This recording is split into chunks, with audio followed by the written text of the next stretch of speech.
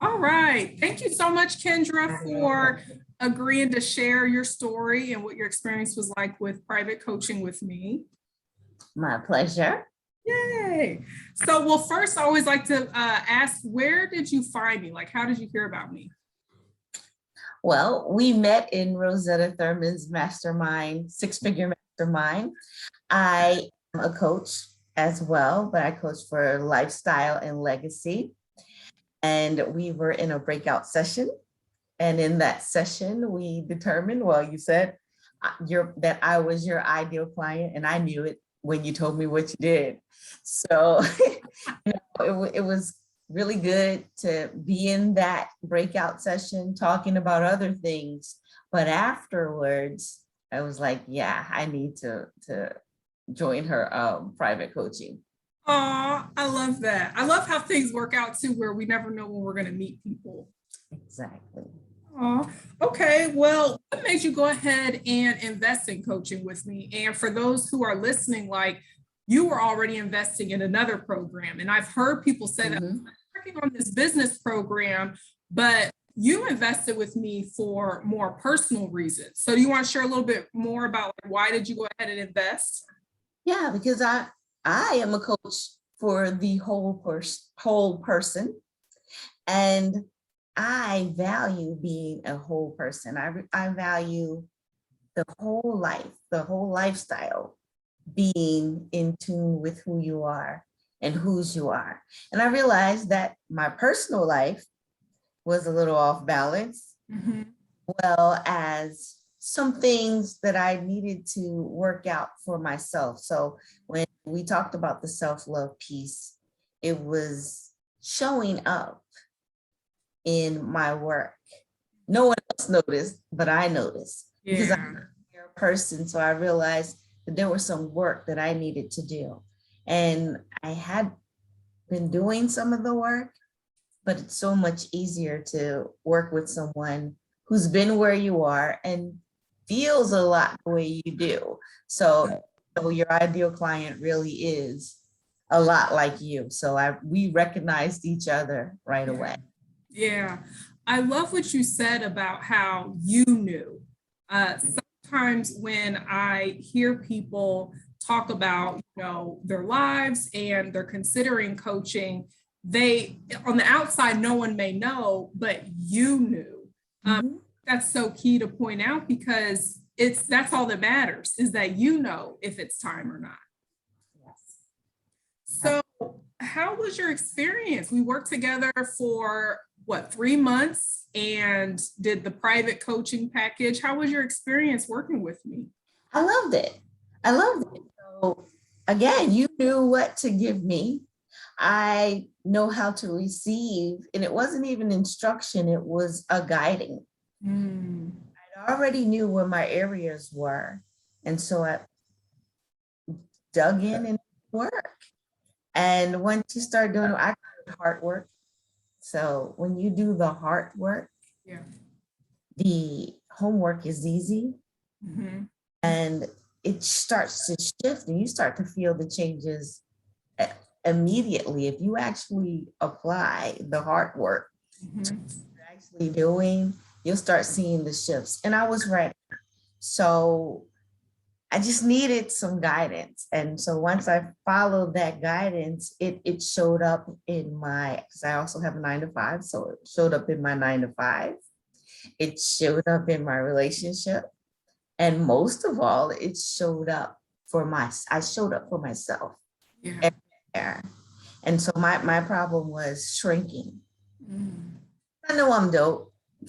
I am a successful business person, and this new business, because it was new to me, I did what I usually do. I sit back in the cut and observe instead of going for it full throttle for the world to see. I'm the one who likes to prepare in the back and then stunt when I get there, but that's not the way to live. And so just that guidance alone put me in a new space to just show everybody who I am from the beginning. Yeah, I noticed a huge shift, your online presence. You are much more visible. I could tell that you're showing and sharing parts of yourself and your story that you weren't before. Do you notice that those were some things that were for you too? Yes. So again, like I like to sit back in the cut. I know that I'm capable of so many things, but I always felt like I don't need to prove it to anybody. Yeah. When I realized what was going on is the way that I was raised was you don't compliment yourself, you let other people compliment you. Mm. You don't want to be the big-headed person who is thinking more highly of themselves than they ought to. So I always I work on myself. I'm a continuous improvement person. I love that. I'm in project management, so continuous improvement is something that I want to do. But just show up boldly all the time in every space, I wasn't doing that. Mm. And it had to do with my upbringing and how I was raised and what you should and should not do. And so that showed up in my online presence, from just showing people a car. Now I was promoting my cousin, who is my car dealer. Yes. So I was happy to cheer for him, but I never showed the car, because that says that, I'm full of myself. And people were asking for the car. Yeah. So just to show up, I'm used to shrinking. I'm used to living a good life behind the scenes. I'm used to doing things for myself. And it's okay for other people not to notice. But in reality, I was cheating myself by not showing up. Yeah. Well, I'm so proud of you, and it's so exciting to watch you and soar. That's what I see, soaring. I just love it. I love it. Well, would you recommend the program you did with me was the Elevate Your Self-Love private coaching? Would you recommend that to anyone?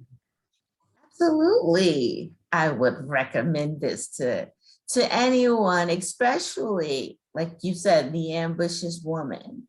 Yeah. Who is always doing for everyone else. I'm the go-to person for everything, but I never say, wait, I need help. Yeah. So if you're that kind of woman, if you are the go-to for everyone else, but you're not putting yourself first, because I will put myself and my needs and my wants and my desires on the back burner. And it's easy to say, well, I don't need it. But if you want it and it's a part of your heart's desire, you deserve it. So why not treat yourself the way that you treat other people? And so we, as empathic souls, we tend to give more than we receive, and then feel a twinge of resentment. Yeah. It's not being returned to you. But if I set my boundaries and my expectations and make them known to everyone else, then it's not being selfish. Mm-hmm. It's taking care of me so that I can actually take care of other people. But I had to learn to put myself first, because I can help the world. I'm good at that. I'm good at seeing what other people need and helping them to move from where they are to where they want to be. But I was always putting myself last and making myself with delayed gratification. It was myself, I was last. It's okay. I have this, or I can do that. But everybody deserves to be chosen, to be loved, to feel like they're first. Yes. I love it. Thank you so much, Kendra, for sharing your story about how working with me went for you. One more thing, what would you say to anyone who's on the fence about investing in themselves? Maybe they've had a call with me and they're looking at this right now and they're like, oh my gosh, I'm scared. I don't know about investing in myself at this level. What would you say to someone that's like battling with that going on? Do it. Do it, because what my return on investment has been so awesome in my personal business that I just started, in my 9 to 5. I see all of those in my relationship.